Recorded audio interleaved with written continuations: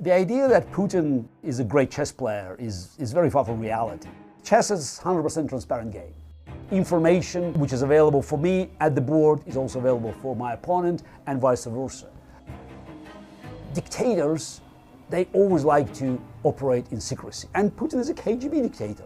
Secrecy, blackmail, those are the rules of his game. A game that is far more consistent with Putin's habits. It's a game of cards, poker, where you can start reading your opponents, bluffing, and raising stakes. But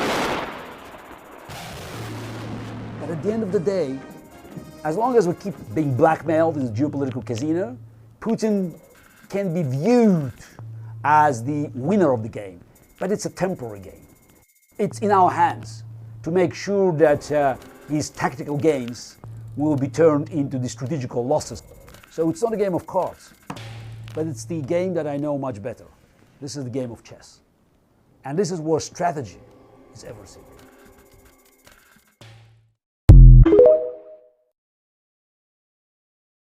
So the rumors are that Putin has cancer, that he has blood cancer. There are rumors also that he has Parkinson.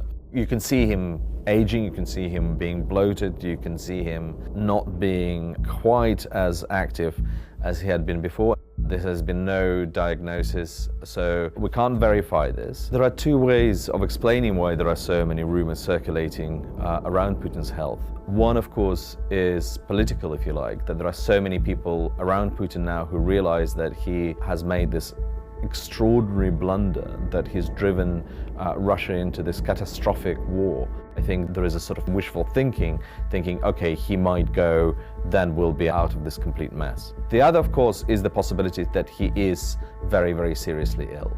The fact that they are circulating, however, is politically significant. It is evidence of how brittle this regime is and how quickly it could unravel and how many people want him dead. The war in Ukraine has exposed the tank's vulnerabilities. Is the armored vehicle ill-suited to modern warfare? Russia's T-72 has been a mass-produced favorite of armies around the world since the 1970s. The tank has spearheaded Russia's invasion of Ukraine, but performed woefully, with its army losing more than 800 since the war began. The T-72 is well protected against frontal attack. This part of the tank, known as the glacis, is slanted for maximum thickness, but the sides of the hull have much weaker armor. Most tanks lack protection here, but Soviet designs are particularly vulnerable. The most exposed point is the turret. Older anti-tank rockets would hit the well-protected front of a tank. But when newer Javelin missiles are fired, they shoot up as high as 150 meters before plunging down and striking from above. America has provided Ukraine with more than 5,000 of these weapons since the beginning of the conflict. Soviet-era tanks use carousels, which feed ammunition into the gun. The problem is these cartridges sit right underneath the crew. This means that when a missile strikes the turret, it's much more likely to blow up the tank's ammunition and everyone inside. In comparison, America's M1A1 tank is much bigger than the T-72. This has its own flaws, like making it easier to spot on the battlefield. But the additional space means that crew members are separated from the ammunition by thick blast doors. In modern warfare, where missile attacks increasingly come from above, this makes the tank less likely to experience a catastrophic explosion.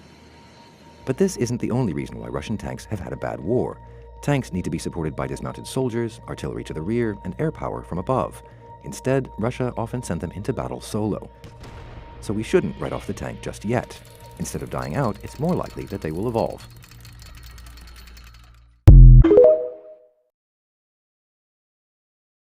This is the most serious military defeat that Putin had faced in more than 20 years in power. And his legitimacy, of course, is entirely based on the idea of victory and strength. Ukraine is a nation now forged by the war that is fighting for its independence. In pure military terms, I think beating Russians back to the 23rd of February lines is absolutely possible.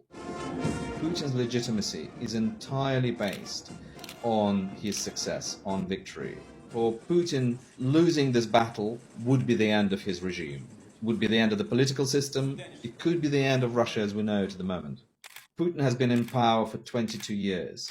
It's very hard for people to imagine what Russia would look like without him. It's very hard at the moment to imagine this regime can actually collapse suddenly and unexpectedly, as the Soviet one did. But as an anthropologist wrote about the Soviet regime, everything was forever until it was no more. Surely this military defeat brings it one step closer to that moment. He deserves to be completely defeated. I knew Putin in 2 incarnations.